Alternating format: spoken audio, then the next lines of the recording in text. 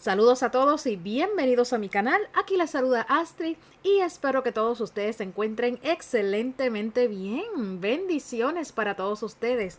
En este video compartiré una reacción, opinión, interpretación, comentario muy personal sobre la continuación de mi razón número 3, por la cual considero que Terry es el amado de Candy, en el libro Candy Candy, Historia Definitiva, escrito por Keiko Najita en japonés en 2010, impreso oficialmente en español en 2020. Y mi análisis o interpretación corresponde a la edición en español.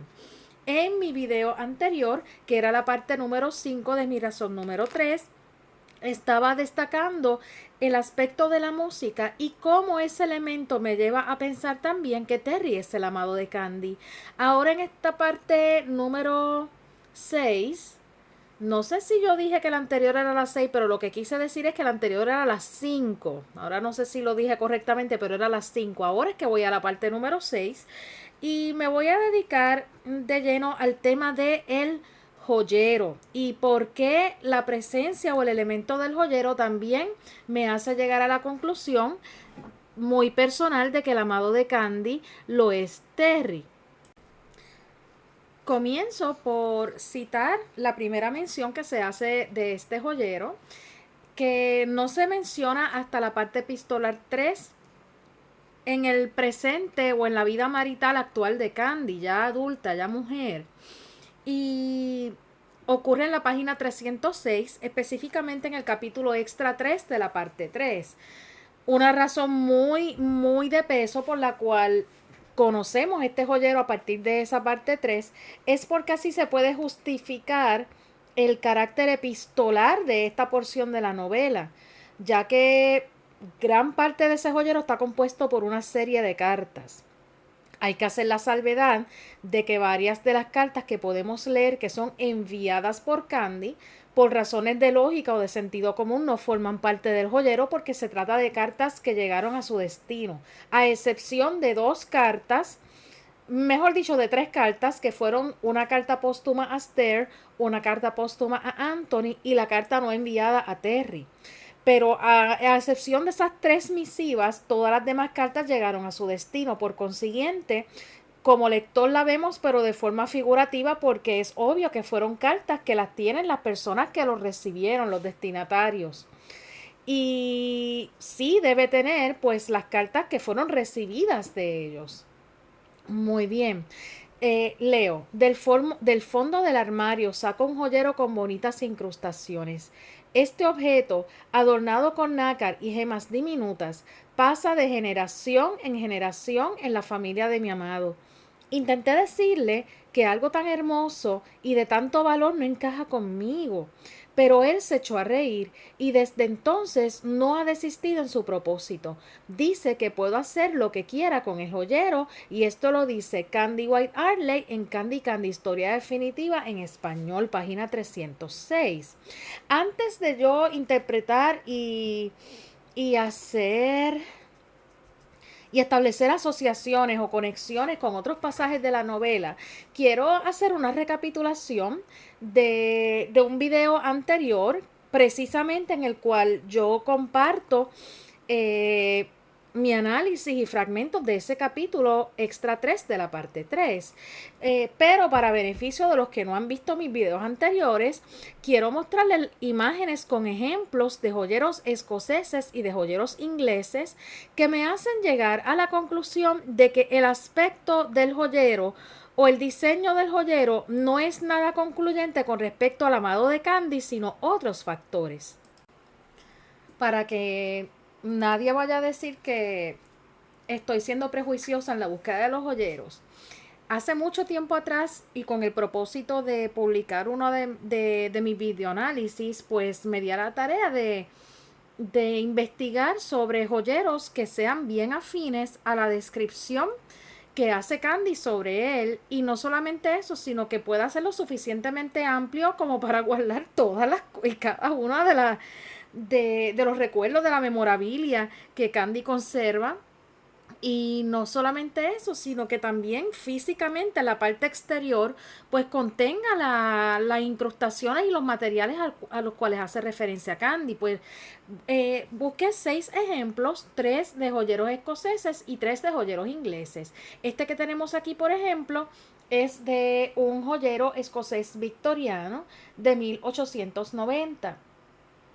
Dice que está hecho de ágata, que es una piedra preciosa. En cuarzo, es de Edimburgo. Miren qué belleza ese joyero. Vamos para el siguiente.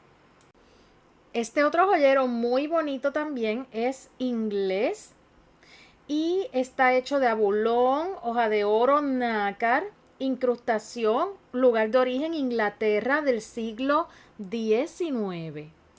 Tenemos ahora un joyero escocés que data de 1750. Se cree que es del siglo XVIII y se cree que es un diseño bastante inusual incluso para la época. ¡Qué bonito! Ahora vemos en pantalla otro joyero inglés, esta vez de 1909. ¿Por qué los estoy buscando de esta época y no de épocas anteriores? Pues porque las redes o la web o el internet, mi navegación no me produjo resultados que fueran de siglos anteriores, ni con joyeros escoceses ni con joyeros ingleses. Pero lo más atrás que pude irme fue en el siglo XVIII. Pero aquí es para que tengan un ejemplo, como están viendo, de un joyero de 1909 y había sido fabricado por el joyero de el entonces rey de la nación. Así que fue hecho para la realeza, fue hecho en Londres, tiene perlas, tiene ágata y su creador pues se considera uno de los mejores orfebres de su generación. También podemos ver un hermoso joyero escocés de Edimburgo de la época de William IV. Y miren, 1834.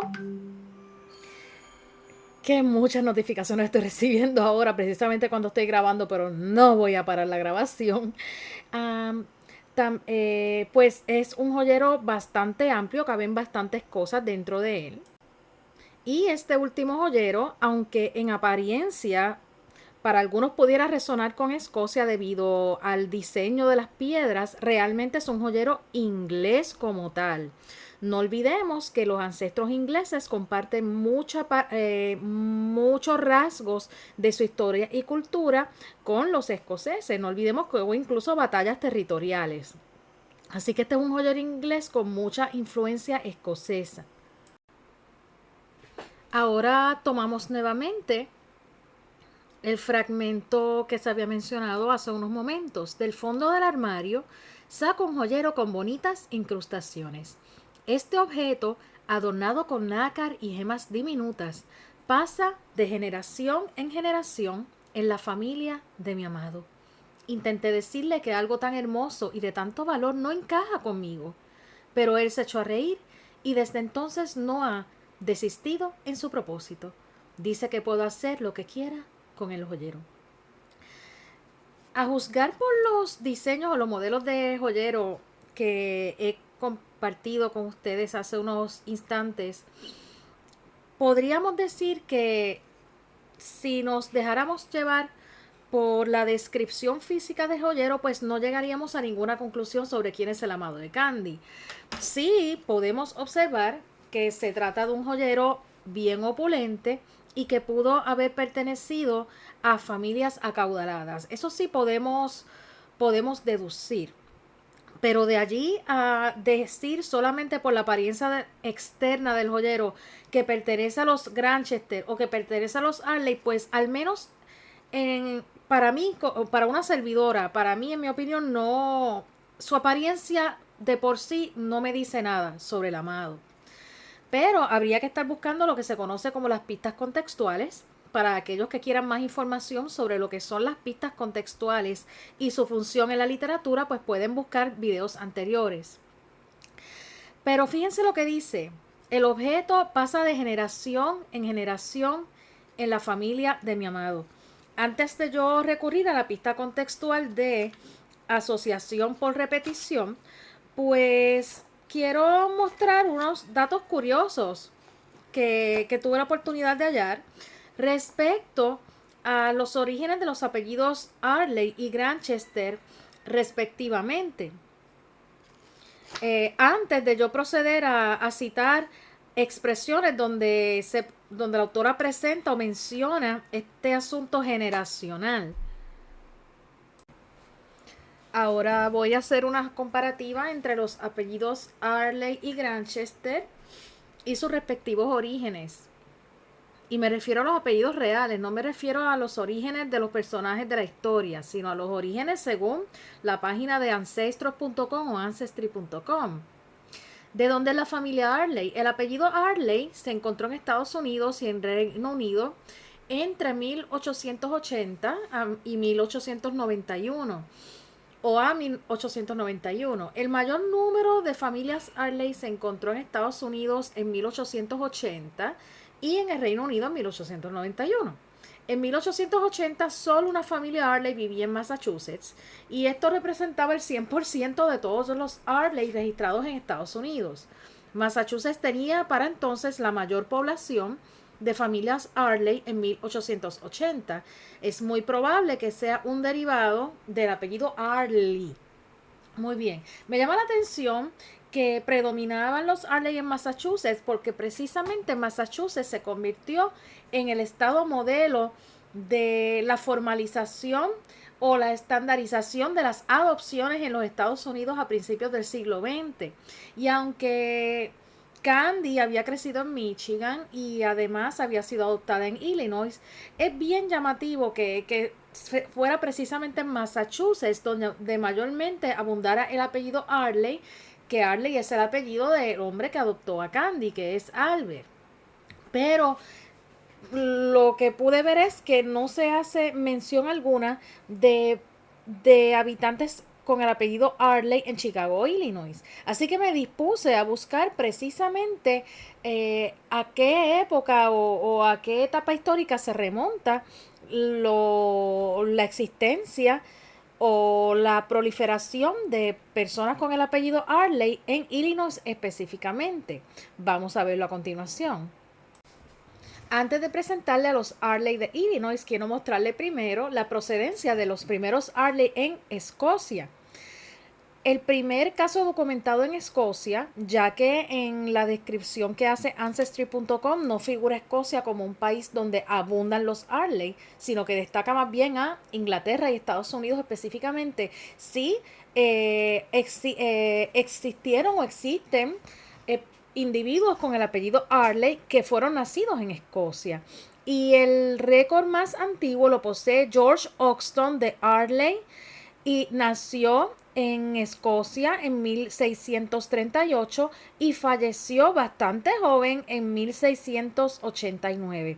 Ese es el caso más antiguo de los Arley de Escocia específicamente y data de mediados del siglo XVII. En lo que respecta al estado de Illinois en la nación estadounidense, no se hallaron récord o registro alguno de personas con el apellido exacto Arley que hubieran nacido o al menos hubieran vivido parte de su vida en el estado de Illinois. Lo más aproximado es lo que ven en pantalla. No logro identificar el nombre si es un varón o si es una fémina, pero dice Vergens McArla. Ni siquiera es Arley, es McArla. Y figura que nació el 4 de noviembre de 1920 en Cook, Illinois. 1920. Ya esto es a principios, casi mediados del siglo XX. Pero miren lo que yo hallé. Veamos a continuación.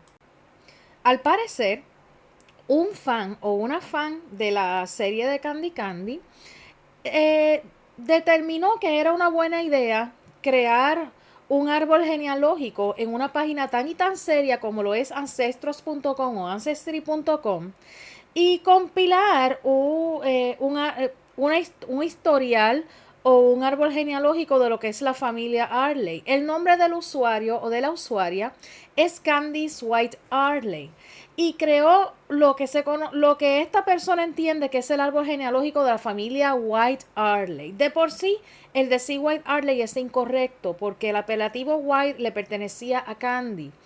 Y veamos cómo es ese árbol genealógico. La persona que creyó que era prudente utilizar una historia de ficción para abrir una cuenta de ancestros en esta página, eh, incluyó las siguientes personas. Incluye, por ejemplo, Rosemary Arley, como se vio en la imagen anterior. Mencionaba que Rosemary Arley estaba casada con Vince Brown y que habían tenido como descendencia a Anthony Brown.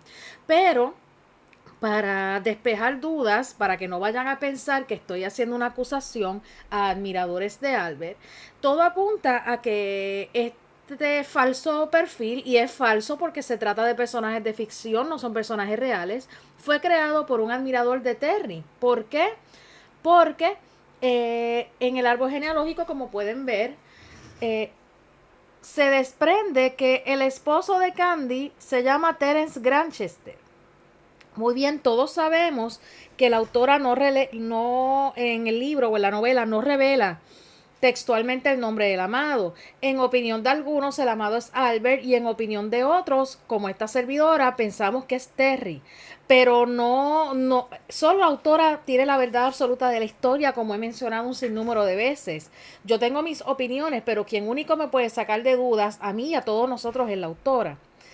De manera que yo no puedo tomar esta información como certera, como seria, y es muy irresponsable de parte de la persona que creó esta información a crear este sesgo o esta desfase o esta desinformación en lo que son los ancestros de la familia Arley, ya que, o peor aún, la familia White Arley, incluso el nombre del árbol genealógico está incorrecto.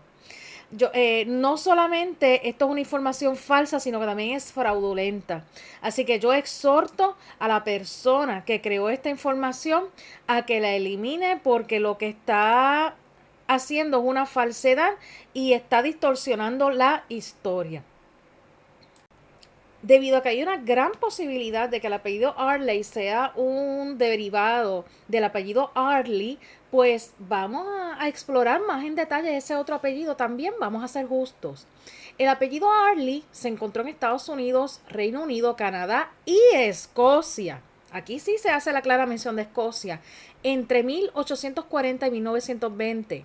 El mayor número de familias Arley se encontró en el Reino Unido en 1891. En 1840 había dos familias Arley viviendo en Pensilvania. Esto representaba el 100% de todos los Arley registrados en Estados Unidos y Pensilvania tenía la mayor población de familias Arley en 1840.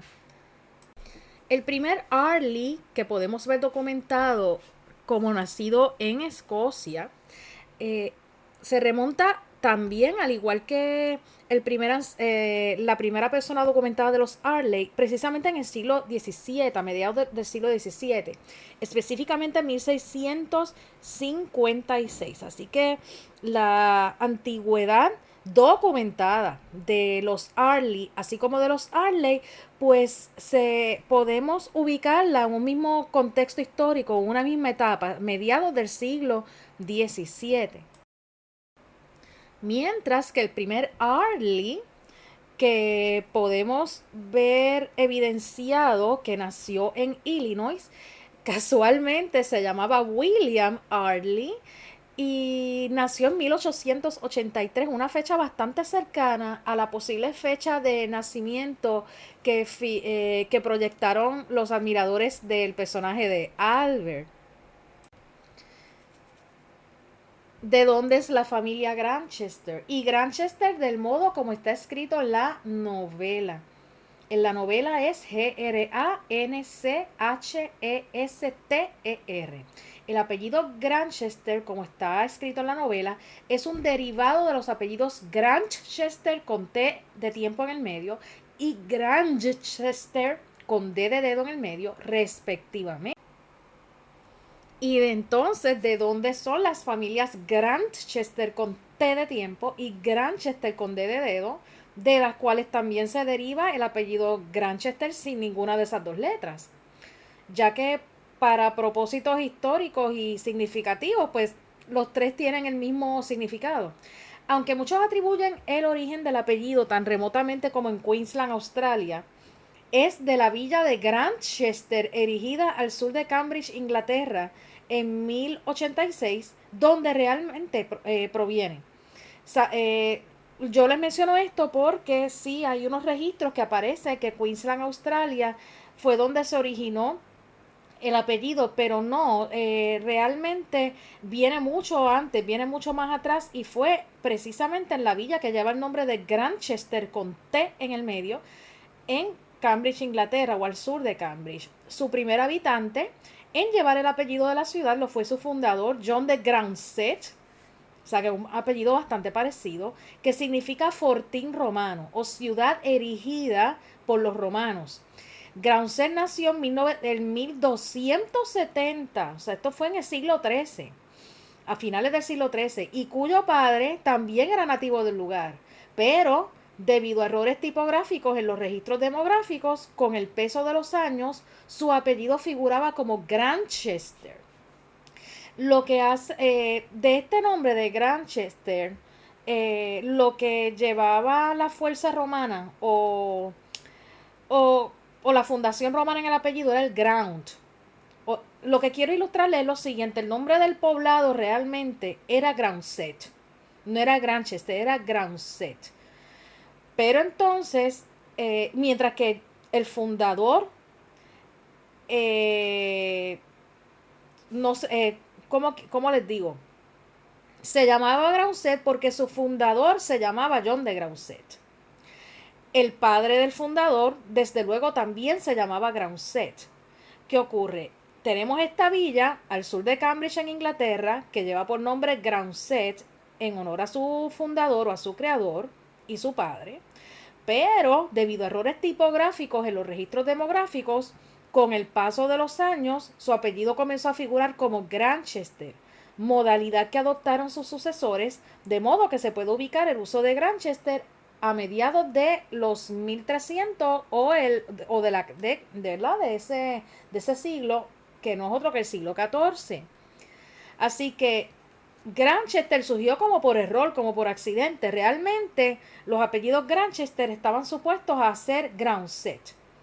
Pero por cuestiones del destino, errores, situaciones humanas, pues el nombre pues fue alterado a Grantchester. De manera que si tomamos en cuenta el momento en el que el apellido pasó de ser Groundset a Grantchester, podemos remontarlo a mediados del siglo XIV. ¿Qué es lo que quiero mostrar con esto? Aunque estos son datos históricos y Candy Candy es un trabajo de ficción, si yo me dejo llevar por el origen de los apellidos, si comparamos el siglo XIV, que es donde se remonta la versión del apellido Grantchester, con los orígenes o los datos más antiguos sobre los apellidos Arley y Arley respectivamente, que ambos son o ambos datan del siglo XVII, pues el apellido Granchester tiene más antigüedad. Y ustedes dirán, pero ¿qué te importa eso a ti, Astrid? Importa por lo siguiente, porque ya que el joyero de Candy pasa de generación en generación, podemos ver con evidencias históricas que de los dos apellidos Grantchester y Arley es el apellido Grantchester el que tiene más antigüedad. Por consiguiente, tiene más ancestros y por ende mucha más posibilidad de que ese joyero pase de generación en generación. No olvidemos que la familia Arley, si bien es cierto que son descendientes de escoceses, pues realmente son norteamericanos y además hay mucha menos posibilidad de que unos inmigrantes escoceses que vayan a hacer fortuna y riqueza en los Estados Unidos carguen en tan complicado viaje con un joyero generacional. No es del todo descartable, pero es mucho menos probable.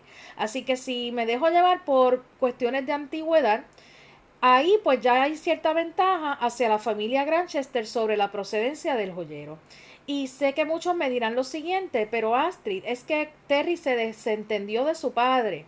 Muy bien, se desentendió de su padre por decisión de él, según está evidenciado en el libro.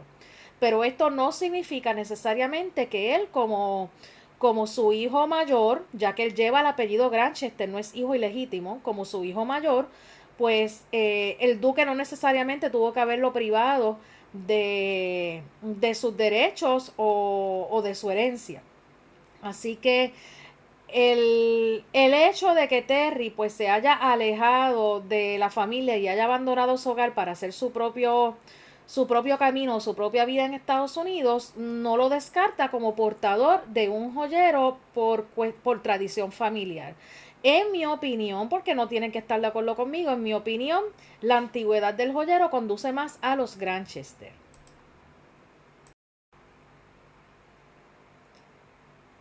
Ahora, regresando a el fragmento de inicio del fondo del armario, saca un joyero con bonitas incrustaciones. Este objeto, adornado con nácar y gemas diminutas, pasa de generación en generación en la familia de mi amado. Intenté decirle que algo tan hermoso y de tanto valor no encaja conmigo, pero él se echó a reír y desde entonces no ha desistido en su propósito. Dice que puedo hacer lo que quiera con el joyero. Eh, pero yo sé que algunos de ustedes tal vez piensan que Albert es el amado de Candy y que ese joyero pudo haber sido pasado de una generación a otra desde tiempos ancestrales de los clanes escoceses. Ahora voy a compartir mi opinión al respecto. No pretendo que estén todos de acuerdo, tampoco quiero decir que yo tengo la razón, porque eso solamente la autora me lo puede decir, pero quiero compartir con ustedes la siguiente información. Un cofre o joyero por sí solo no suele otorgarse específicamente dentro de los clanes escoceses como símbolo formal o como un ritual. Es decir, que del único modo en que una persona recibe un joyero de un clan es porque éste contiene un objeto de alto valor en su interior. En palabras más sencillas, no se ofrece vacío. Al presente no existe mención alguna en el libro de Candy Candy, Historia Definitiva, que nos indique que al momento de Candy haber recibido el joyero, éste contuviera alguna joya o amuleto valioso dentro del mismo. Así que la frase de Candy, donde se refiere al amado, que dice que puedo hacer lo que quiera con el joyero, sugiere que el cofre no contenía nada en su interior cuando le fue obsequiado. Así que definitivamente este joyero, del modo en que se otorgó, no sigue las tradiciones escocesas. Si tienen alguna duda, tengo las fuentes de referencia humanas que sustentan lo que estoy expresando o lo que estoy compartiendo. En los clanes escoceses, específicamente, el cofre guarda parte de un presente que en la mayoría de los casos se otorga como un símbolo de herencia. Entre estos suelen encontrarse armas, joyas, documentos, tartanes o reliquias religiosas. Y aunque el nácar, porque no olvidemos que Candy nos menciona que el nácar es uno de los elementos que están presentes en el diseño externo del joyero. Aunque el nácar no era del todo desconocido en la confección de cofres escoceses, aquellos que eran obsequiados a futuras generaciones como objetos adentro eran fabricados en madera tallada y o metal labrado e inclusive se utilizaban baúles en lugar de cofres o joyeros como tal. Así que si alguien iba a pasarse de generación en generación eh, a nivel de tradición escocesa, un amuleto no iba a ser un joyero, sino que iba a ser una especie de baúl y ese baúl iba a estar construido en madera y era un símbolo de herencia, así que se iba a transmitir de un padre a un hijo. Vamos a suponer que hubiera sido de un padre adoptivo a un hijo adoptivo. Pues entonces, si hubiera sido ese el caso de haberse entregado el joyero de un padre adoptivo a un hijo adoptivo, entonces ese padre adoptivo no puede casarse con su hijo adoptivo porque se lo está dando como un asunto hereditario, delegado o generacional. Puede darse también el caso que tal vez Candice hubiera contraído matrimonio con Terry, pero Albert como regalo generacional, como padre adoptivo de Candy, le hubiera dado ese joyero. Eso es una posibilidad. Muy bien. Y en ceremonias como despedida por viaje, bautizos y bodas de un pariente, ese baúl que no era vacío, era un baúl con un objeto adentro, muy probablemente, como ya se mencionó, podía ser un arma, podía ser un documento, podía ser joyas, bien, pero Candy no lo menciona, se le dio el cofre vacío. En ese tipo de ceremonias que son formales, se entregaba ese regalo de valor simbólico como muestra de apoyo familiar, protección espiritual o el reconocimiento de un rol familiar importante dentro del clan, guardado dentro del cofre, baúl o joyero, de modo que la función de este último era servir de envoltura o de protección de aquello que realmente se procedía a obsequiar. Pero el joyero vacío no representaba un obsequio ni algo de valor trascendental, sino lo que se encontraba dentro del mismo. ¿Qué yo quiero decir con esto? Que del único modo como un joyero puede pasarse de generación en generación entre familias escocesas es si es para destacar el valor familiar o el valor que tiene la herencia o el legado de una generación a otra. Pero lo que sirve como tal de regalo no es el cofre, no es el joyero, que ya podemos ver que ni siquiera es un joyero, más bien un baúl o una caja, que es de madera normalmente, pero ese baúl o esa caja de madera vacío no representa el regalo. Lo que realmente es el regalo es lo que está contenido dentro de esa caja. Así que el joyero vacío para propósitos de los escoceses o de norteamericanos con ancestros escoceses, el joyero vacío no significa nada. Lo que sí tiene significado es lo que se encuentra dentro del joyero y es para pasarlo de una generación a otra.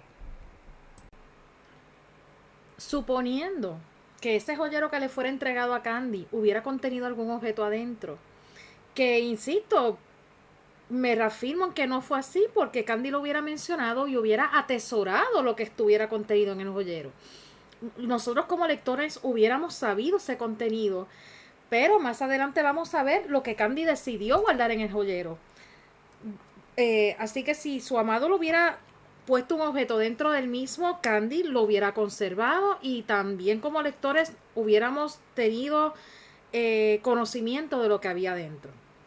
Pero para satisfacer la curiosidad de muchos de ustedes y de nosotros, porque me incluyo, yo estaba llena de curiosidad, los amuletos que suelen estar contenidos dentro de un cofre son, o dentro de un cofre que suele ser regalado por escoceses que honran fuertemente sus antepasados y sus tradiciones. Espada o daga del clan, que se entregaba al hijo mayor o al nuevo líder del clan. No es que estén todos los que estoy mencionando, puede ser cualquiera de ellos o varios de ellos. Cuerno de toro o bastión de mando, que se entregaba entre miembros de la Grey masculina como símbolos de liderazgo. Así que ya el cuerno Candy no lo podía recibir. Anillos, armas y cartas con sello del clan, que eran altamente custodiados y exclusivos de parientes. Y el broche del clan, que se pasa de padres a hijos y en contados casos se ofrece como obsequio de bodas cuando uno de los contrayentes es hijo o hija del portador del broche. No olvidemos que la razón por la que Candy tenía en su posesión el broche del príncipe de la colina era porque éste lo había perdido al irse apresuradamente del lugar. Y el joyero viene haciendo su acto de aparición años más tarde. ¿Qué quiero decir con esto? Muchos argumentos que he leído de personas que consideran que Albert es el amado de Candy es que opinan que el broche del clan simboliza una especie de alianza matrimonial que mantiene a Candy conyugalmente unida a Albert. Del modo como lo veo y del modo como lo percibí en la novela es lo siguiente. Albert conoce a Candy cuando éste estaba ataviado con ropa tradicional escocesa, razón por la cual Candy lo recuerda como una especie de príncipe. Candy tenía 6 años y Albert tenía 17. El broche se le cae, no es que él le hace entrega del broche, el broche se le cayó. Y a partir de eso ella conservó el broche junto a la cruz de la señorita Pony como dos amuletos sagrados, como símbolos de esperanza, como símbolos de tiempos mejores. hasta donde yo tengo entendido, la cruz de la señorita Pony no es una alianza matrimonial para Candy, y mucho menos Candy se enamoró de la señorita Pony. Muy bien, el broche se le cae a él, pero si venimos a ver el significado que se pasa de padres a hijos, eso era como una especie de un augurio del destino, de que tarde o temprano la vida se iba a encargar de que Albert fuera el padre adoptivo de Candy. Se pasa de padres a hijos. Y en contados casos se ofrece como obsequio de bodas cuando uno de los contrayentes es hijo o hija del portador del broche. ¿Qué significa esto? Que en el momento que Candy se fuera a casar algún día, su padre adoptivo iba a regalarle el broche. No un joyero, el broche. Tal vez el broche dentro del joyero pudiera ser.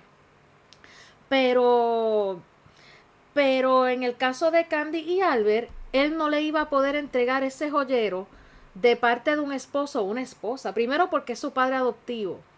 Y aunque no hubiera sido su padre adoptivo, quien único hubiera podido hacer la entrega de un broche a Candy el día de su boda, iba a ser la persona que en ese momento iba a fungir como su padre.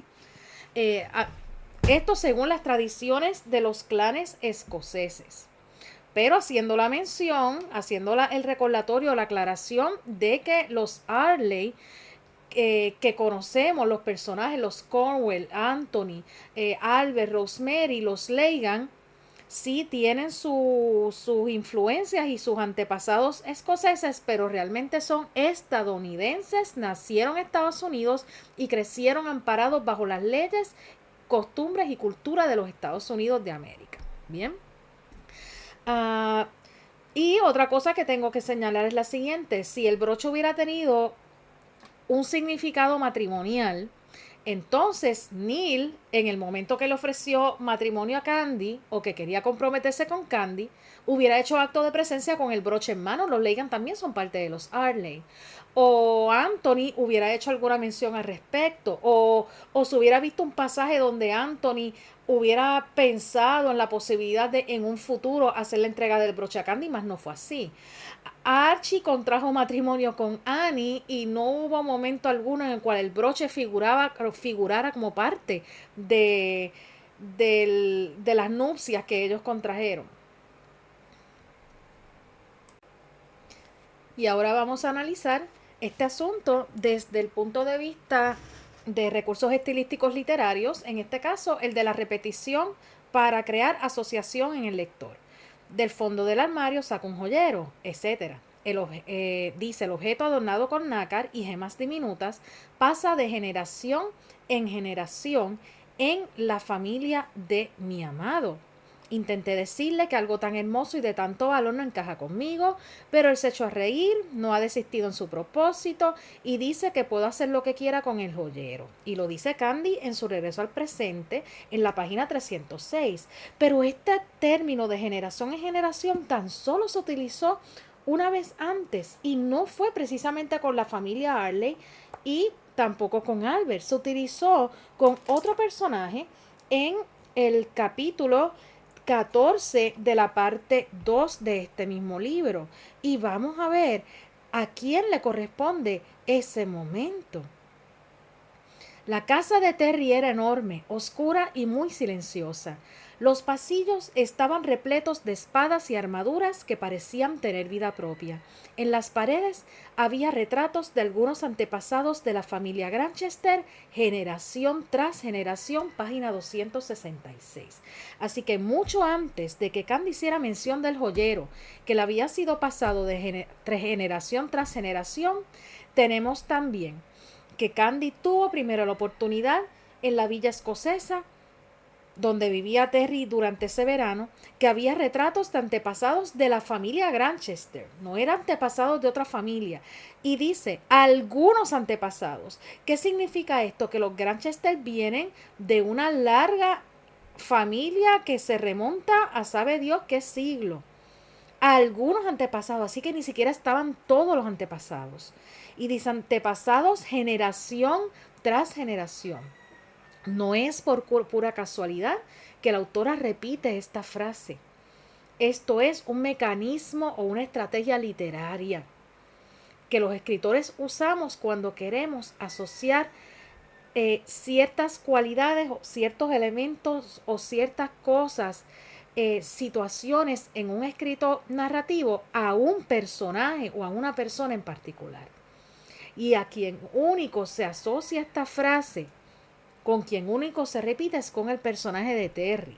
No es por casualidad de la autora, es intencional. Hay una intención de la autora en crear esa repetición. Y no es precisamente que la autora no sea creativa o le guste repetir las cosas porque sí, porque no se le ocurre que otra cosa escribir. No, ella lo hace con toda la intención.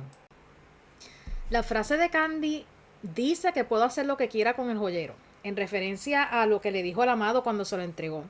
Eso sugiere que el aspecto generacional le tiene sin cuidado al amado de Candy, lo que no cuadra y no está alineado con la fuerte tradición de los clanes de preservar el patrimonio familiar o generacional de continuidad y herencia típico de los clanes. Para Albert la familia es todo. Es cierto que tuvo su momento de independencia, de cierta rebeldía, le gusta viajar, pero siempre tiene presente a su familia. Asumió el rol del líder de la familia. Para Albert la familia es todo. Y esto no quiere decir que a Terry le valga un cuerno la familia, pero tomando en cuenta, eh, pues, las situaciones que tuvo Terry en su crecimiento y desarrollo, tomando en cuenta pues ese desapego que tuvo al inicio de sus padres, específicamente de su madre con quien luego hace las paces, pues a Terry parece que le tiene sin cuidado el preservar las tradiciones frente a un Albert que aunque es norteamericano pues se sigue vistiendo a veces como escocés, entona canciones escocesas a pesar de ser estadounidense. Pero de los dos entiendo que a quien le debe tener más sin cuidado o le valga un comino el joyero realmente como objeto o por su valor monetario es a Terry. Pero tal vez algunos de ustedes piensen diferente. La frase de Candy, donde dice, intenté decirle que algo tan hermoso y de tanto valor no encaja conmigo, pero él se echó a reír y desde entonces no ha desistido en su propósito. Para esta servidora sugiere lo siguiente. Primero, que Candy no siente que su forma de ser es de una dama de alta sociedad. Y número dos, que el amado de Candy sabe perfectamente que Candy no se siente identificada con las clases altas, por tal razón se echa a reír. Y número tres, que para el amado de Candy, ella es igual o más valiosa que el joyero mismo, y eso explica su interés en que ella lo acepte. Muy bien, voy por partes. La primera, que Candy no siente que su forma de ser es de una dama de alta sociedad. Ella lo ha mencionado repetidas veces, y la única, a lo largo de la historia, y la única razón por la cual ella quería ser una dama era porque creía que podía agradarle al tío abuelo William de esa manera. Pero estaba lejos de la realidad porque el tío abuelo William pues ya conocía a Candy desde antes y la apreciaba tal como era. En un momento dado quería hacerlo para impresionar a Anthony también. Pero luego, y a partir de sus interacciones con Terry, se da cuenta de que ella no es ese tipo de persona. Muy bien, la 2, que el amado de Candy sabe perfectamente que Candy no se siente identificada con las clases altas y que por tal razón se echa a reír. Ellos habían tenido varias conversaciones al respecto sobre cómo es que Candy se siente bien consigo misma realmente. Y él se echa a reír, pues esa es la manera de Terry reaccionar en muchas ocasiones a ese tipo de tema. No porque él no lo tome en serio, sino porque esa es su forma de reaccionar. Y la tercera, que para el amado de Candy, ella es igual o más valiosa que el joyero mismo. Y eso explica su interés en que lo acepte. Así que a pesar de que el joyero pues tal vez no signifique tanto para él, pero debido a que el mismo para otros miembros de la familia es importante y su pues para el amado Candy es bien importante. Y le guste o no le guste la idea de pasar el joyero de generación en generación, le guste o no, para el amado de Candy, Candy es tan y tan valiosa que ella merece ser la portadora de ese joyero. Ahora vamos a dar paso a lo que viene siendo el contenido dentro del joyero como tal. Y para ello voy a citar el siguiente pasaje de la página 307 del libro, que se puede leer inmediatamente luego del fragmento anterior que se ha discutido varias veces. Y lee como sigue. El cofre demasiado ostentoso, incluso para usarlo. Contiene solo las cosas de mayor valor emocional para mí, mis recuerdos. En su interior hay recortes de revistas y periódicos y un paquete lleno de cartas. Muy bien. Tal y como estaba pensando, es un cofre demasiado ostentoso, demasiado opulente, muy recargado en términos estéticos. Pero lo más relevante en esta porción del texto es lo siguiente: contiene solo las cosas de mayor valor emocional para mí, mis recuerdos. Así que ella no guarda cosas de valor material, ella guarda cosas de valor emocional y son valor emocional para ella, que son sus recuerdos. Ella no guarda nada que tenga valor emocional para ninguna otra persona, ni siquiera para su amado con quien comparte el resto de sus días. Son cosas de mayor valor emocional específicamente para ella. Desde ese punto de vista que debemos analizar este tema del joyero. No se trata de lo que opine el amado, no se trata de lo que opinen terceras personas sobre lo que hay en el joyero o sobre el uso del joyero. Se trata de lo que opine o lo que piense la portadora o la usuaria del joyero, que viene siendo la protagonista. Pero también me llama la atención cuando dice que en su interior hay recortes de revistas y periódicos y un paquete lleno de cartas. Más adelante sabremos que también hay otro tipo de contenido o de artículos además de las cartas y además de los recortes. Pero miren la prioridad, el orden en el que ella menciona el contenido. Primero menciona los recortes de revistas y periódicos y también habla del paquete lleno de cartas. No quiero decir que esto que voy a compartir sea una verdad absoluta o que sea algo certero, pero me da la impresión de que hay una posibilidad de que para ella lo prioritario dentro de ese joyero sean los recortes de revistas y periódicos. Y sobre quién hablan los recortes de revistas y periódicos, pues lo veremos a continuación. Para propósitos del lector, y a juzgar por lo mencionado por su narradora o protagonista cada vez que ella se encuentra en su vida actual.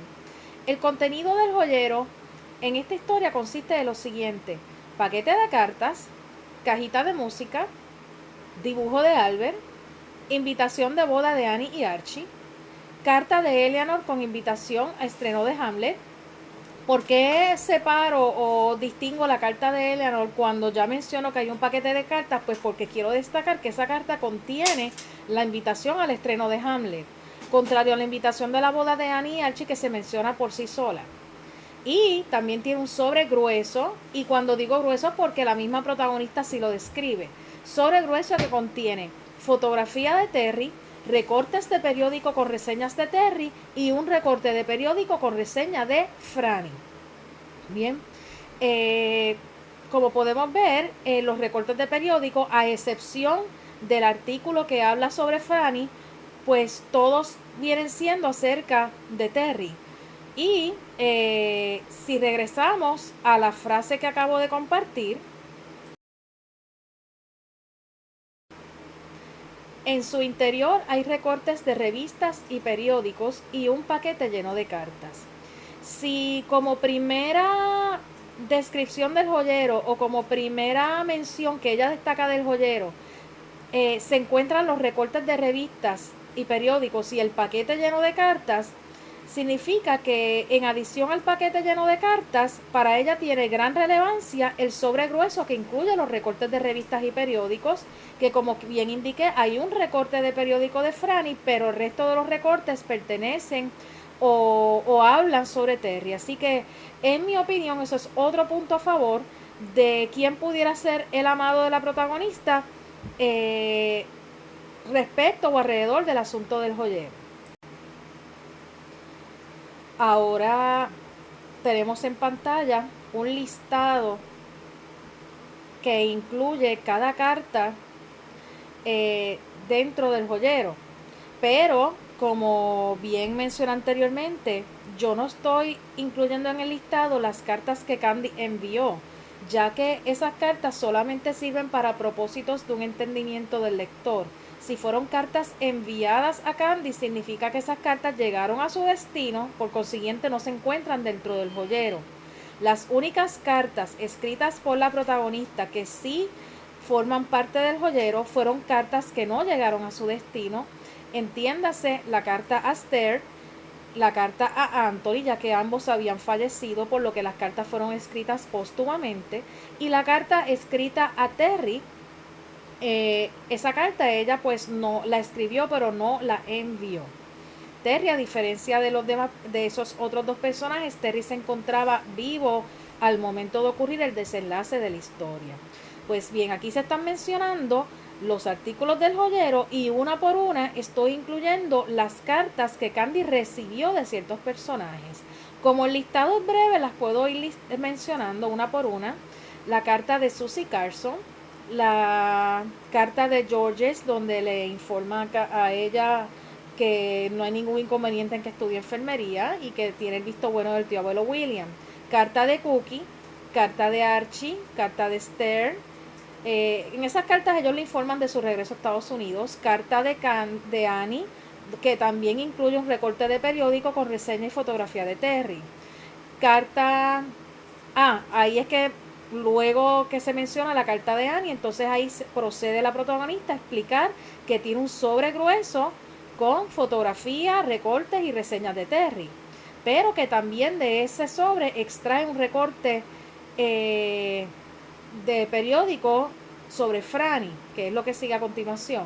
Hay carta de Patty, tenemos por primera vez que se menciona la cajita de música fabricada por Esther, carta de Archie, carta de Rolf Bogman, que era el teniente o la persona con la que Esther se reportó en la guerra, carta de Patty, luego del deceso de Esther, carta de Annie, ahí es cuando los lectores sabemos lo que ocurrió entre ella y Terry.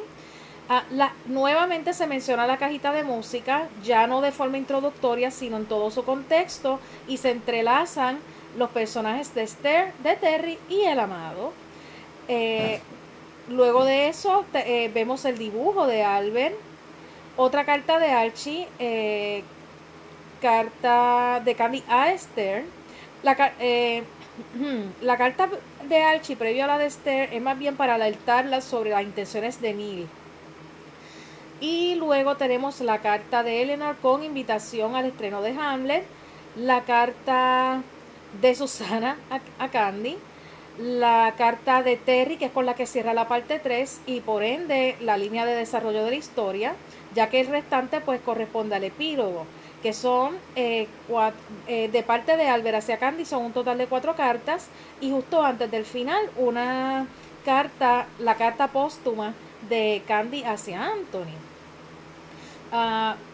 Es bien importante ver que esto es lo que ella considera lo que es de mayor valor emocional para ella, no para su amado, no para sus antiguos amigos, para ella y únicamente para ella. Ahora quiero contarles por qué entiendo que lo que es verdaderamente determinante respecto al joyero para descifrar quién es el amado de la protagonista lo es lo que opina la protagonista sobre el contenido del joyero y no lo que opinen los demás, ni siquiera lo que opine su actual esposo o compañero. Voy a comenzar compartiendo 2 ejemplos de la vida real, me ocurrieron muy de cerca. Uno de ellos sucedió cuando yo estaba apenas en mi segundo año de universidad. La persona que era una de mis mejores amigas, y si no la menciono ahora por su nombre, no es porque no esté orgullosa de ella, sino porque voy a hablar sobre la situación, así que pues para protegerla a ella, por consideración a ella, pues no menciono su nombre. Pero esta persona nos habíamos hecho tan amigas que cuando ella conoce este joven, que posteriormente se convertiría en su esposo y padre de sus hijos, a los pocos días de ella hacerse novia de él, ella un día aparece en la universidad y me hace entrega de una caja Y la caja estaba llena de cartas, de postales, de peluches, de muñecos, de regalitos, de mucha memorabilia. Y yo le pregunto a mi amiga, ¿qué es esto? Y mi amiga me dijo, esto era lo de el novio que yo tenía primero, porque antes de ella conocer a su actual esposo, pues ella había tenido eh, un noviazgo con otro joven y esa relación pues se malogró, no terminó bien. Y ella me dice, aquí te dejo las cosas que yo tenía de él. Y yo le dije a mi amiga, pero amiga, estas son cosas muy personales, ¿estás segura que tú que quieres salir de ellas? ¿No será que fulano, o sea, en referencia a su actual novio, que después se hizo su esposo, no será que fulano es celoso? ¿Tuviste problemas con fulano? ¿Se puso celoso acaso? La respuesta de mi amiga fue la siguiente. Eh, fulano, en referencia a su esposo, o a su actual esposo, fulano sabe que yo fui novia de Sutano y él sabe que yo tengo estas cosas de Sutano, pero él no es celoso, la decisión la tomé simplemente yo. Y yo le pregunté a mi amiga, ¿no fue que él te lo pidió acaso? ¿Fue que tú tuviste la iniciativa de desprenderte de estas cosas? Para ese entonces yo no tenía novio todavía, así que yo era bien ignorante sobre la dinámica de las relaciones. Y mi amiga me dice lo siguiente, es que para qué yo voy a conservar algo que ya no me interesa, de alguien que ya no me importa. Y conociendo bien a mi amiga, yo sé que cuando ella dice ya no me importa, no se refiere a que ella tiene indiferencia por su antiguo novio. Estoy bien segura que con la nobleza de corazón que ella tiene, ella debe recordar con cariño ciertos momentos y debe apreciarlo. No es que le tenga mala voluntad, ni odio, ni resentimiento. Pero cuando ella dijo ya no me interesa, se refiere a que ya no le interesa románticamente. Y en ese sentido, pues acepté quedarme con las cosas del joven. De hecho, ella me dio hasta la autorización de yo revisar el contenido. Eh, y no sé qué fue lo que hice. Actualmente yo no tengo esas cosas conmigo. No sé si fue que en una mudanza que hice se perdieron. No sé qué pasó. Tampoco fue que yo me deshice de esa caja voluntariamente o a conciencia. Pero lo que quiero ilustrarles a ustedes es que la razón por la que mi amiga se deshizo de la caja no era porque su nuevo novio y ahora esposo así se lo hubiera pedido o porque fuera, o mucho menos que fuera celoso, sino porque ya ella, al haber dejado atrás a ese otro muchacho románticamente, ya ella no veía objeto o no veía sentido a conservar una memorabilia que solamente estaba destinada a mantener un vínculo romántico. Y ahora entonces voy a compartir pues esta otra anécdota. Aquí en la isla existe un programa de entretenimiento que consiste de varios pasos de comedia de situación. El programa se llama Raymond y sus amigos. Y hace, digamos que poco menos de un año, porque no pudo haber pasado más de un año, fue poco menos de un año, y ya yo había leído esta novela para entonces. Y en uno de los pasos de comedia, la situación que se presentó era que un hombre casado llega, se reúne con sus amigos y aparece con una caja. Y esa caja aparentaba ser como un cofre de recuerdos, una cajita de recuerdos. Lo que en esta novela de Kei Konagita vendría siendo pues lo más similar a un joyero. Y el personaje se llama Carlos. Y Carlos en ese momento llega todo compungido a decir, encontré este cofre que es de Linda. Linda es el personaje que hace de su esposa. Y en ese cofre encontré cosas que eran del antiguo novio de Linda. Y el personaje de Carlos pues estaba triste porque no esperaba que Linda todavía conservara cosas de su ex. Pues bien, del mismo modo como existen hombres a quienes el asunto pues les tiene sin cuidado, hay otros pues que sí, pues les dolería pues ver recuerdos de un antiguo amor. Pero eso no es lo que yo más recuerdo de esa noche. Lo más que recuerdo de esa noche es que yo estaba viendo el programa y mi esposo estaba sentado al lado mío viéndolo. De hecho, mientras yo estoy contando esto con ustedes, mi esposo está conmigo. Y me recuerdo claramente que yo le pregunté a mi esposo qué tú pensarías si a ti te hubiera pasado eso, si tú hubieras encontrado que yo hubiera tenido guardados unos recuerdos de alguien. Y la respuesta de mi esposo no diría que fue textualmente, porque las palabras exactas pues no las recuerdo, pero sí recuerdo lo que me quiso decir, el mensaje. Él me dijo algo así como que eso no es asunto mío, no es mi asunto, es asunto tuyo. Y con esa respuesta me di por bien servida. Eso no fue una insolencia de parte de mi esposo, todo lo contrario. Él lo que me quiso decir fue que no es a él que le afectaría esa situación, sino a mí.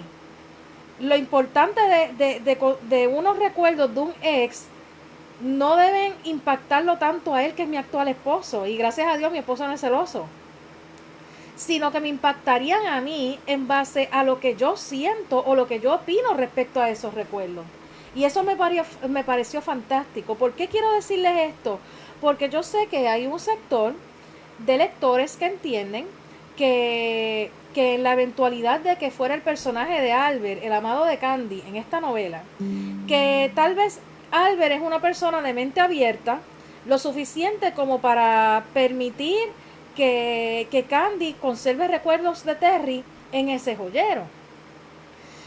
No obstante, y suponiendo que fuera así, que Albert sea una persona de mente abierta, yo interpreto esto más bien desde la perspectiva de Candy.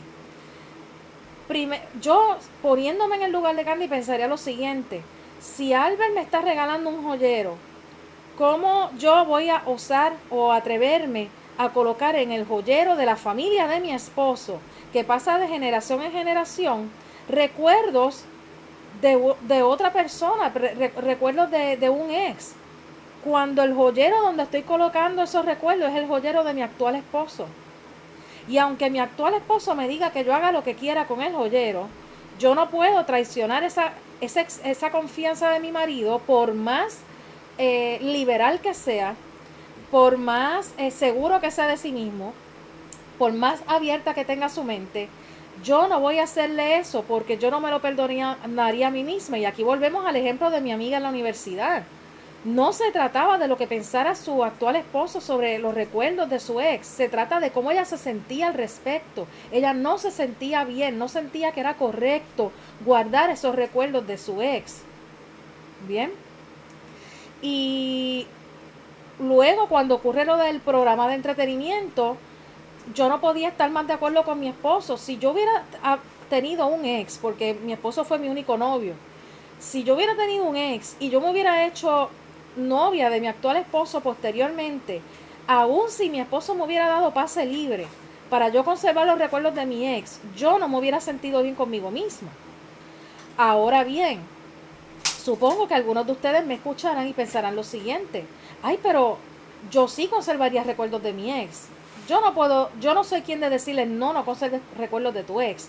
Pero si yo me coloco dentro de la perspectiva de la protagonista de esta novela, que fue criada por monjas en un hogar bien cristiano, muy probablemente bajo la Iglesia Católica Romana, pero de eso hablaré posteriormente, uh, con unos valores religiosos bien arraigados, bien reforzados, una persona con una alta escala de valores, al punto en que se sacrificó su relación sentimental con Terry por el bien emocional y físico de Susana, independientemente si la situación lo ameritaba o si Susana lo merecía. La moral de Candy y su vocación de enfermera impidieron que ella se decidiera a continuar una relación con Terry. Así que una persona con ese esquema tan alto de valores, yo no la visualizo guardando cosas de alto valor emocional para ella, según ella misma explica en el libro, mientras tenga de esposo a Albert. No la visualizo así. Aunque Albert lo hubiera dicho, puedes guardar fotos de todos los novios que hayas tenido, porque no se trata de lo que piensa Albert. Los objetos que están en el joyero son de valor emocional para ella. Por lo tanto, esta es otra razón que me lleva a pensar fuertemente que el tema del joyero, la reacción del amado y lo contenido del joyero se aproxima más a la posibilidad de que es Terry el amado de Candy en esta historia. Como parte de los artículos que Candy conserva en su joyero en el libro, vemos dos imágenes interesantes. Una imagen es la fotografía de Terry y otra el dibujo de Albert. Vamos primero con este fragmento que habla sobre la fotografía de Terry. Saco del joyero el sobre grueso en el cual guardé el recorte. Esa fotografía me acompañó durante mucho tiempo. Iba conmigo a todas partes, por eso está tan estropeada. Aún así, la imagen de Terry, tan galante como siempre, ha permanecido intacta hasta hoy. Y eso ya lo dice en la página 326, hablando ya en su adultez. ¿Por qué coloco en letra mayúscula la palabra grueso? Porque fueron varias recortes, varias fotografías. Y ella lo tiene en un sobre completamente separado del resto del contenido del joyero. Excepción, o hay que hacer pues con el recorte de Franny, sobre eso voy a hablar próximamente. Esa fotografía no es un dibujo, es una fotografía. Me acompañó durante mucho tiempo, iba conmigo a todas partes, por eso está tan estropeada. ¿Por qué una fotografía que está tan bien preservada y tan celosamente guardada en un sobre grueso está tan estropeada? Por eso mismo, porque ella la sacaba para ir con ella a todas partes, había manipulación de esa fotografía. Ya fuera que se la besaba, se la llevaba, la estrechaba contra su pecho, la acurrucaba, la arrugaba, pero por eso una fotografía que está muy guardada, muy custodiada, aislada del resto de los artículos del joyero, irónicamente está tan estropeada. Y aún así la imagen de Terry, porque la fotografía es de Terry, tan galante como siempre, ha permanecido intacta hasta hoy. Muchos de ustedes dirán, pero ¿por qué una foto estropeada permanece intacta? No se trata de una contradicción de la autora. Al decir que la imagen permanece intacta, significa que el concepto que ella tiene sobre él no ha cambiado. No ha cambiado y dice intacta hasta hoy, y por hoy se refiere al momento en que ella hace la narración en su adultez. Ella se sigue dirigiendo a él en esos términos en presente.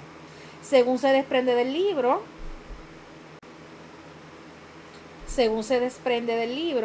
Candy solo conserva en el joyero cartas, documentos y otros artículos que son representativos de familiares, de amigos y otros seres amados, que son sus momentos más memorables. Así que no solamente el amado, el contenido del joyero no se limita al amado.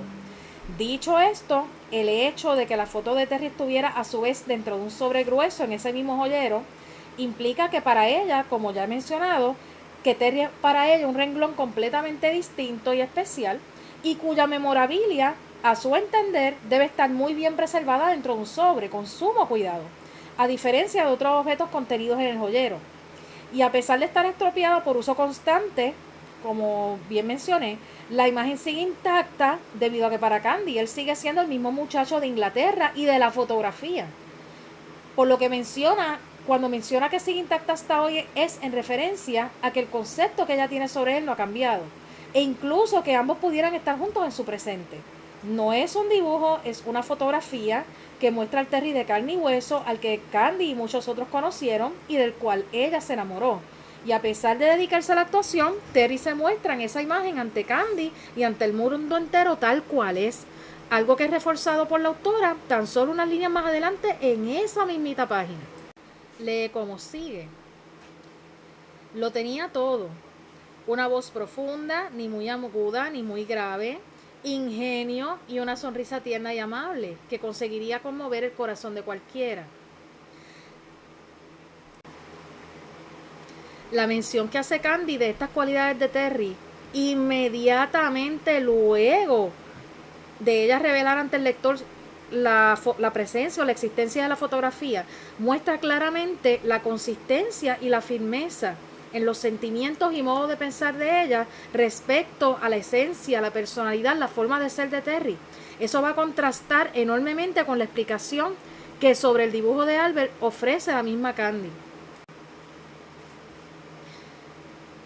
Dirijo la mirada hacia un retrato que asoma en el joyero. No puedo hacer otra cosa que sonreír y extender la mano para alzarlo. Es el retrato de Albert que hizo el doctor Martin. Lo dibujó cuando Albert desapareció de repente y todos nos pusimos a buscarlo como locos. Yo también lo intenté dibujar, pero mis líneas eran tan infantiles que no se le parecía en nada.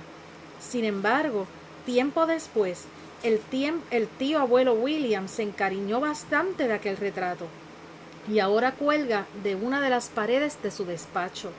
Parece ser que hasta Georges, a pesar de su carácter, lo definió como una obra maestra sin precedentes, explicado por la Candy de la actualidad en la página 355. Si bien la autora tenía la oportunidad de mostrar a los lectores fotografías de Albert que también estuvieran dentro del joyero, sí, en esta historia menciona una imagen de él en carne y hueso, pero no se encuentra dentro del joyero, sino colgando en una pared. Y es en una fotografía que tampoco es de él solo, sino una fotografía de pared donde posa junto a los Sleighan, como también están Stuart, Georges, Mary y la propia Candy. Pero en lo que concierne al cofre, la autora prefiere colocar un dibujo que simboliza la idea o noción que para entonces tenían Candy y el doctor Martin sobre Albert. Contrario a la foto bien resguardada de Terry, el dibujo de Albert asomaba en el joyero, lo que significa que ella lo tenía junto con el resto de los artículos, no como la fotografía de Terry que la tenía guardada en un sobre. De modo que ese dibujo de Albert no formaba parte de un apartado especial o separado y tampoco se hace mención alguna de estar estropeado, por lo que la posibilidad de que Candy hubiera cargado con ese dibujo a todos lados por tantos años, porque sí hubiera sido a todos lados mientras Albert estuvo desaparecido, pero tiempo después no hay mención alguna de que se hubiera estropeado. Así que no hay tanta manipulación como con la foto de Terry, no aparenta haber acariciado el dibujo. Ah, muy bien. Y más bien ella alza el dibujo en total reverencia, tal y como se venera una figura paternal o una deidad religiosa, que es con profunda gratitud, con admiración, con respeto.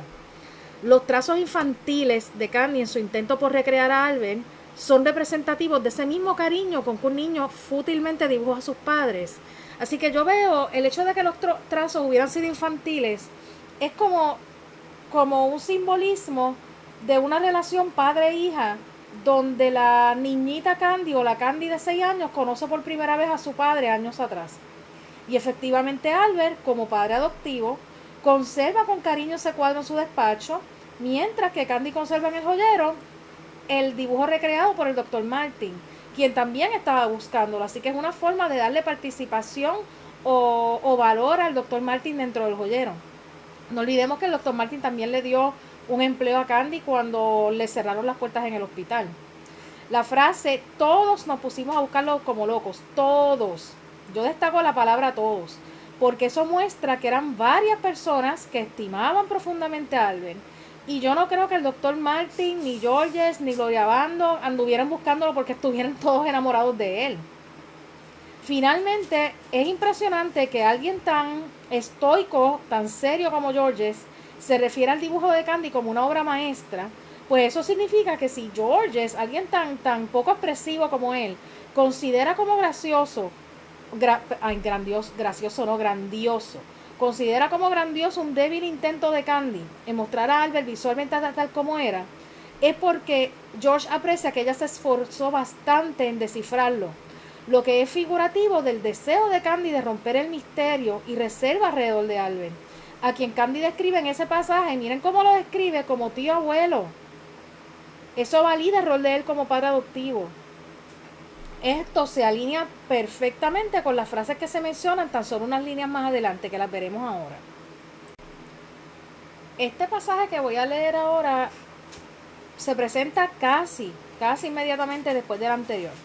De la misma forma, yo tenía el convencimiento de que él también me lo contaba todo, pero más adelante dice, a Albert siempre se le ha dado bien confundirme. Y luego, es un hombre muy exasperante. Todo esto ya lo dice en su vida adulta.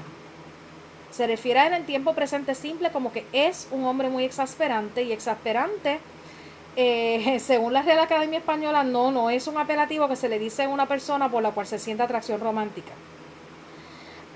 También destaco la palabra convencimiento, porque del modo como ella dice, yo tenía el convencimiento que me lo contaba todo, pero es como queriéndonos decir a nosotros como lectores, yo creía conocerlo bien, pero resultó ser que no era así. Y luego dice, a Albert siempre se le ha dado bien confundirme. Esto significa que Albert es una persona bastante bien privada, bien reservada, y difícilmente se puede llegar a conocer a profundidad. Yo no estoy diciendo que esto sea un defecto, es una particularidad que tienen muchas personas. La vaga noción que despliegan Candy y el Dr. Martin sobre Albert en sus respectivos dibujos refleja el escaso conocimiento que ambos tenían sobre él para entonces. Apenas lo conocían realmente. Creían conocerlo. Por eso es que en la imagen, en la pantalla anterior, veíamos que Candy decía, tenía el convencimiento de que me lo contaba todo. Ella creía conocerlo bien. Pero no fue así. Y no necesariamente debido a la amnesia, a juzgar por la permanencia del dibujo en el joyero. Mucho después de que Albert revelara sus identidades. ¿Qué yo quiero decir con esto que acabo de leer? Que si Candy dice, ahora como toda mujer adulta, probablemente a sus 30, dice, es un hombre muy exasperante, se refiere a que no solamente fue en ese periodo de amnesia donde ellos no podían conocerlo bien. Años más tarde, todavía no sienten que no lo conocen bien. De hecho, hay una frase en el libro donde Candy también en su adultez dice algo así como que quién sabe lo que pensaba él. De manera que aún en su nueva vida, aún en su actual vida, ella no conoce a Albert lo suficiente como para saber qué era lo que él pensaba. Y yo sé que muchos de ustedes pensarán lo siguiente, es que aún a los esposos no se les conoce del todo. Es cierto, no se les conoce del todo. Pero esa combinación de quién sabe qué pensaba él con es un hombre muy exasperante, porque esa afirmación de que es un hombre muy exasperante la hacen presente simple en su vida presente, pues me llevan a pensar que es muy poco probable de que Albert sea la persona con la cual ella esté viviendo en Inglaterra. Y por cierto, según la Real Academia Española, el significado de exasperante está muy lejos de ser un apelativo amoroso, pasional y mucho menos conyugal. Bien, pueden buscar la página de la Real Academia Española para más detalles en caso de que alguien tenga alguna duda. Un dibujo no es una copia fiel de la realidad, sino una interpretación subjetiva, idealizada, moldeada por la imaginación de quien hace los trazos. Y esto me recuerda ciertas palabras de la autora en el posfacio, ya que lamentablemente algunas de las personas que han tenido la oportunidad de leer la novela se han hecho a una errada idea de que cuando la autora les dice que saboremos la imaginación, que con eso está dando un pase libre para que alteremos la historia o nos apropiemos de la historia o hagamos unas interpretaciones que no son a base de lo establecido en la historia. En otras palabras, que muchos creen que saborear la imaginación equivale a crear una historia alterna o a pensar que el final de la historia es abierto, y no es así. Muy bien, pero eso también evoca lo efímero dentro de lo auténtico. ¿Por qué para mí un dibujo evoca lo efímero dentro de lo auténtico? Porque un dibujo sí puede ser de una persona real, como lo fue el caso del dibujo de Albert, pero era sobre una idea que ella tenía sobre él y una idea que el Dr. Martin tenía sobre él, ya que él también hizo un dibujo de él. De modo que ese dibujo es un recuerdo que vive en la mente más que en la realidad objetiva. Y yo no estoy diciendo con esto que Albert no formara parte de la realidad de Candy, sino que me hace convencerme cada vez más de que no forma parte de la realidad actual y física de Candy. A diferencia de la fotografía de Terry, que está archivada con cuidado y al tratarse de una foto real, indica que Candy no tiene control sobre esa memoria. No es como cuando trató de dibujar a Albert o de trazar a Albert, sino que ella tiene una foto de Terry tal y como es. No tiene que verse en la obligación de imaginarlo, ya sabe cómo es. Y por consiguiente, contrario a los trazos en los dibujos, tampoco tiene control de los designios del destino con respecto a él. Y me refiero a Terry. Así pues, la diferencia entre el dibujo de Albert y la fotografía de Terry no es una casualidad, sino que es una elección narrativa profundamente simbólica que refleja la naturaleza del amor que Candy siente por cada uno, amistoso y familiar por Albert y romántico y amoroso por Terry, en una distinción que reafirma la resolución canónica de la historia, que ambos recuerdos comparten el mismo espacio íntimo, el joyero, pero con diferentes significados, donde ambas experiencias han formado a Candy, pero solo una, la real, la de la fotografía, es la que la acompaña en su actualidad, enseñando a cada lector que el crecimiento femenino no requiere únicamente de un final romántico, sino también de una integración emocional de varios tipos de experiencias. ¿Y a quién pertenece la fotografía? A Terry. Otra razón que me lleva a considerar la posibilidad de que Terry es el amado de Candy, a juzgar por los elementos y el significado del joyero. Ahora surge algo interesante en la página 327, que es el mismo pasaje donde Candy habla sobre el sobre de los recortes de periódico de Terry y la fotografía por primera vez. Y dice así: saco del sobre otro recorte de periódico. Es un artículo de cuando Franny Hamilton, una de mis compañeras del curso de enfermería, recibió un reconocimiento por su labor como enfermera en la Cruz Roja. Y muchos de ustedes pensarán lo siguiente, pero entonces si hay un recorte de Franny en ese mismo sobre grueso, pues ya no puedes decir que el sobre está dedicado única y exclusivamente a Terry. Tal vez Astrid, ese sobre sea simple y llanamente de recortes de periódico, porque lo de Franny también es un recorte de periódico. Y tal vez el sobre sea solamente de los recortes de periódico, sea de quien sea. Es algo muy plausible, es algo muy posible, muy probable, muy razonable que piensen de esa manera. Pero también me llama la atención lo siguiente, y es que a lo largo de la historia también se hacen otras menciones de noticias en los periódicos. Por darles un ejemplo, se mencionó cuando Albert reaparece como figura pública y fue reseñado en el Chicago Express. Y esto se hizo de dominio público, tanto así que la casera del edificio donde estaba el apartamento donde ambos vivían, el Magnolia, la casera se llama Gloria Bando, y Gloria a través del periódico fue que pudo saber finalmente quién era Albert en realidad. Pues ese tipo de recorte Candy no lo conserva en su joyero. Como también estoy bien segura que se tuvo que haber reseñado la boda de Archie y Annie en un periódico importante, porque los Arley, los Corwell, los Brighton eran personas de alta alcurnia bien conocidas en la sociedad, y ese tipo de artículo hubiera sido destacado en un periódico, porque inclusive si eran chismes de pasillo, como eran los cotilleos sobre Susana y Terry, y eran publicados en el periódico, pues con más razón aún, entonces debieron ser publicados pues instancias importantes. La muerte de Esther, por ejemplo, la muerte de Anthony, debieron ser sucesos que no debieron haber pasado desapercibidos para la prensa. Sin embargo, en adición a los recortes de Terry, el único recorte que Candy guarda en ese sobre es el de Franny Hamilton. ¿Por qué? Tal y como mencioné en la imagen anterior con el fragmento anterior, lo que voy a exponer es solamente una interpretación. Tal vez me estoy ahogando en un vaso de agua, y simple y llanamente la razón por la que el recorte de Franny está guardado con los de Terry es por pura preservación del material.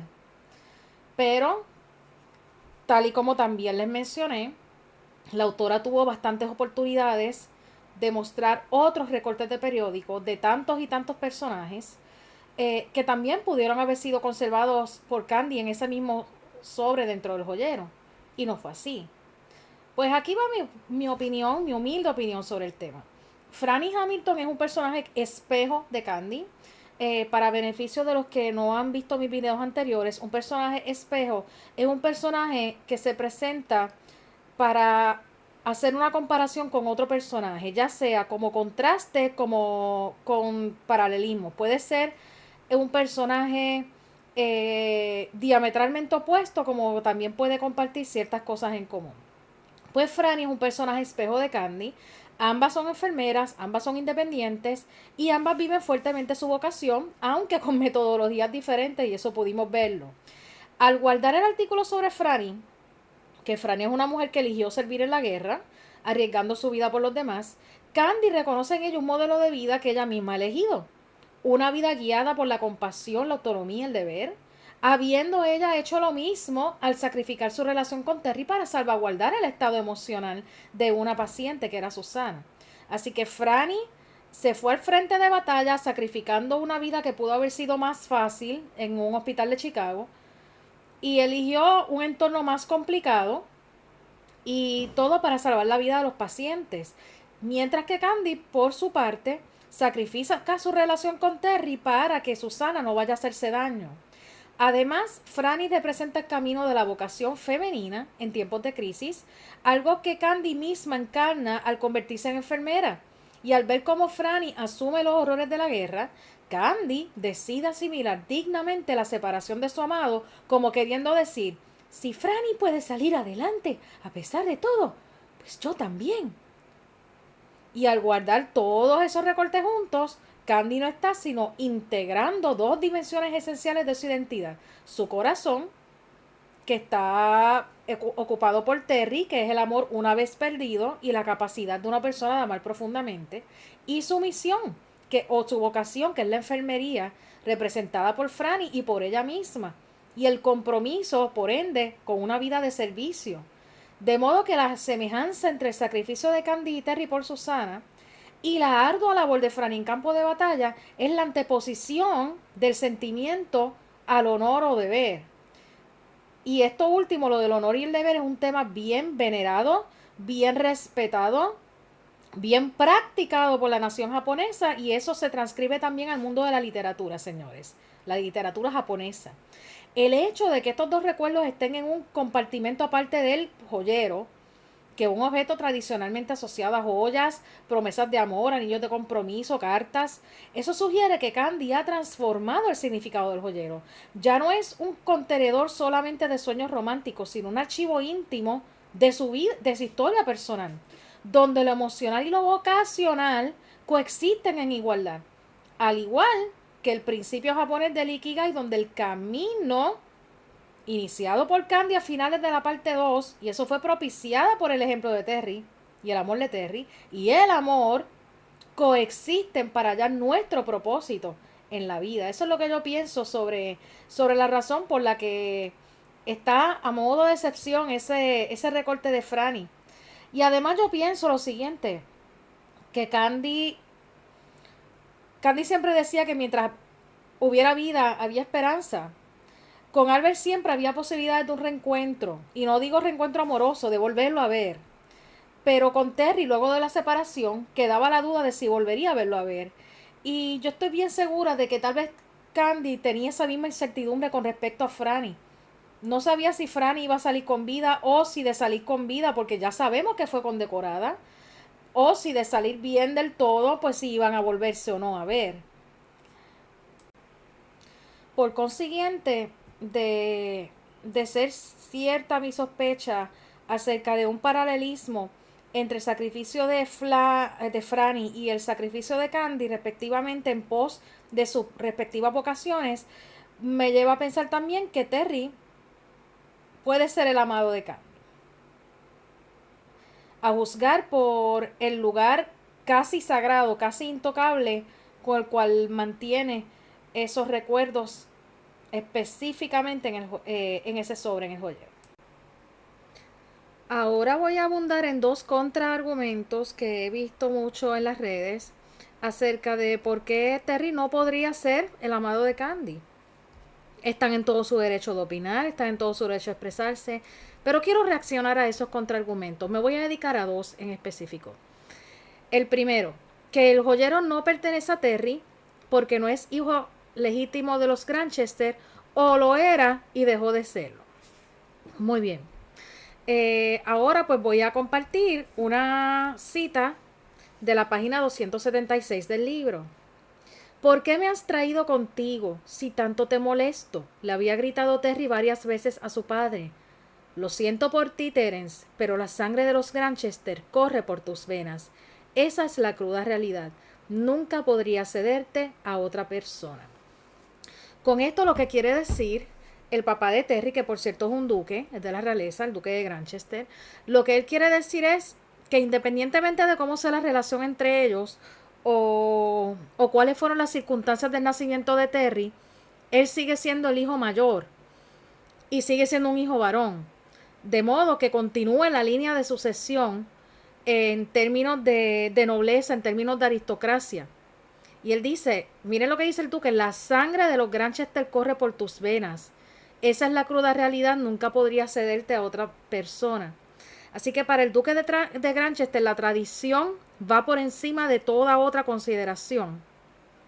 Y le guste o no a Terry o le guste o no al duque, es la determinación del duque haberse llevado a Terry a vivir con él, porque él sería la continuación de su linaje.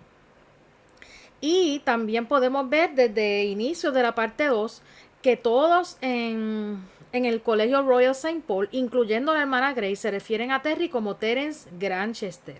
Así que Terry porta el apellido de su padre. Luego, en la página 326, que es donde Candy en su vida presente, ya como toda una mujer, menciona la fotografía de Terry y los recortes de periódico. Miren lo que ella dice. No mencionaban a Eleanor Baker en ninguna parte del artículo. Si Terry llegó tan lejos en tan poco tiempo, fue solo gracias a su carisma y a su empeño. Terence Graham. Desde entonces no dejo de repetir ese nombre. Cuando lo leí, supe que Terry había decidido desentenderse del todo de los Granchester para recorrer su propio camino, y yo me alegré mucho por él. Terence G. Granchester me había preguntado durante tanto tiempo qué significaba aquella G. Así que para aquellos que piensen que Terence Graham es un nombre, un apellido que Terry decidió llevarlo en su plantación o en sustitución de Granchester, no es así. Graham es el segundo nombre propio de Terence, el segundo nombre de pila. Él es Terence Graham Granchester, a jugar por esa última línea. Pero adoptó Graham como parte de su nombre artístico. No todas las celebridades que asumen un nombre artístico renuncian a su nombre de pila o a su nombre de nacimiento. Muy bien, algunos argumentan que Terry decidió anunciarse en Hollywood como Terence Graham porque renunció al apellido Granchester. Eso no consta a lo largo de la novela. Y quiero explicar de nuevo esta parte. Dice, primero que nada, llama la atención que ella diga, Terence Graham desde entonces no dejo de repetir ese nombre. Y ella está diciendo eso ya viviendo junto al río Avon con su amado y no deja de repetir el nombre de Terence Graham. Hay que ver cuán probable es que eso ocurra si Albert fuese el amado de Candy. Y dice, cuando lo leí, supe que Terry había decidido desentenderse del todo de los Granchester para recorrer su propio camino. Y yo me alegré mucho por él. Algunos consideran que cuando leen esto, que fue que Terry decidió renunciar y cortar de raíz con todo lo que tuviera que ver con los Granchester, con el apellido, con su relación legal, con todo eso. Pero lo que dice después, miren lo que dice, para recorrer su propio camino. ¿Cuál era su propio camino? El camino de la actuación.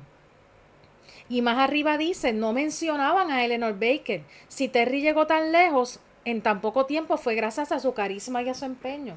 Terry bien pudo haber adoptado el apellido de su madre, Baker. Terry Baker no lo hizo.